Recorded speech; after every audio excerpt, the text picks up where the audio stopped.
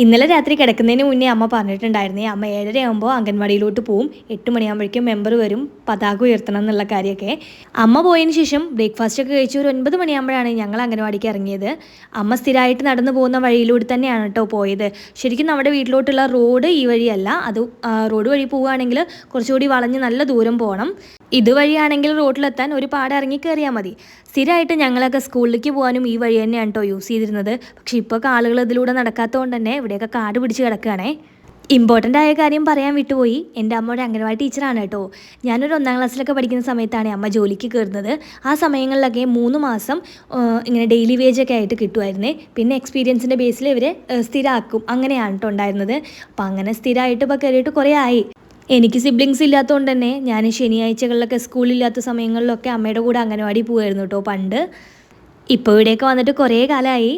ഇന്നിപ്പോൾ കുറച്ച് കുട്ടികളെ ഉണ്ടായിരുന്നുള്ളൂ, ബാക്കിയുള്ളവരൊക്കെ വീട്ടിലായിരുന്നു കേട്ടോ.